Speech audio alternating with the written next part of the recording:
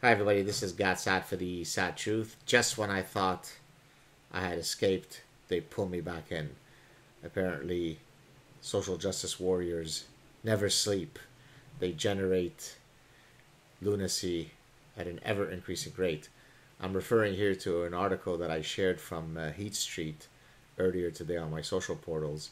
I thought I would briefly mention it. This refers to Bill 89, a bill that was recently passed in Ontario. uh, I had vaguely heard of the bill, and it actually arose in my conversation with Faith Goldie on the Rebel Media platform. We were discussing my post Canadian Senate testimony regarding Bill C-16. For those of you who are not familiar with the bill in question, this is the bill that incorporates gender identity and gender expression uh, within the rubric of hate crime laws. In any case, I had put the Bill 89 in the back of my mind until I saw this article earlier today. So I thought that I would read for you. I'll place, anyways, the link to the article in question in the description of this YouTube clip. So the title of the article is Canada's New Law Lets Government Take Children Away If Parents Don't Accept Their Gender Identity. Sounds like a nice idea. By the way, this is all under the Supporting Children, Youth, and Families Act of 2017.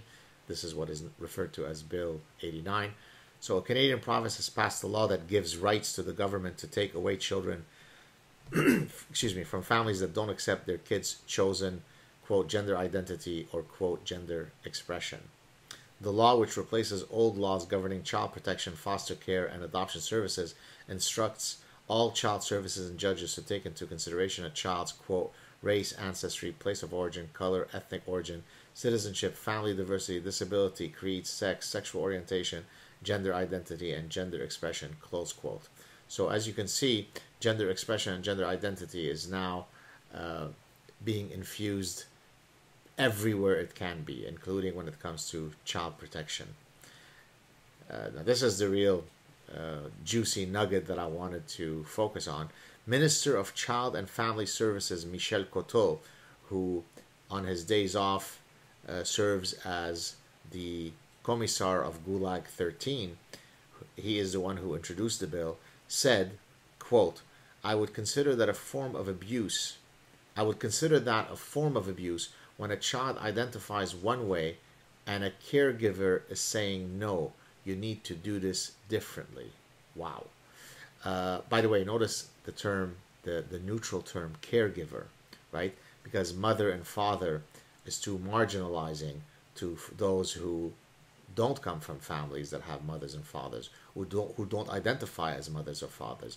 And so to be more inclusive, to be less marginalizing, we now use the non-biologically essentialist terms such as caregiver. Some of you may remember during my opening remarks to the Canadian Senate, I pointed to the fact that Canada is now moving to becoming a gender neutral society.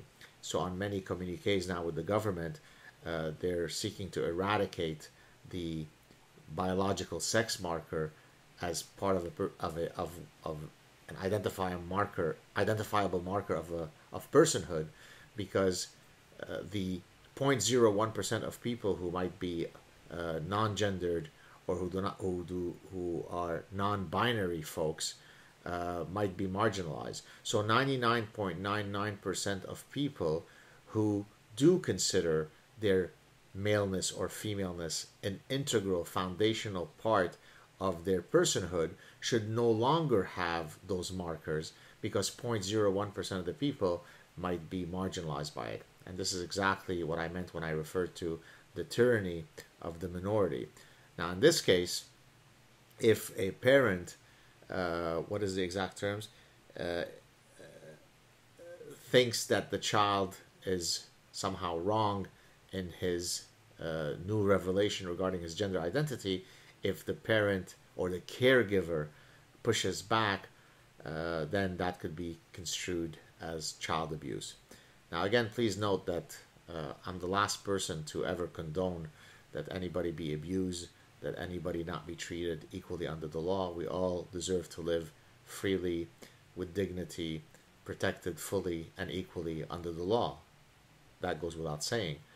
But again, it's difficult to imagine why suddenly this issue of gender identity and gender expression, incidentally, many of those details are not rooted in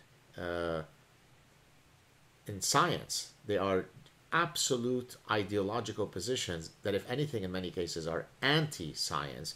And yet we now need to revamp all of our legal thinking, all of the ways by which we organize society, because we need to incorporate in every little nook and cranny gender identity and gender expression. This is yet again a manifestation of what happens when unchecked social justice warriors with their very virulent political activism are leading the ship, are captaining the ship. The more people who challenge these ideas, the better we'll be down the line. Hope you're having a good day. I'll talk to you soon. Ciao.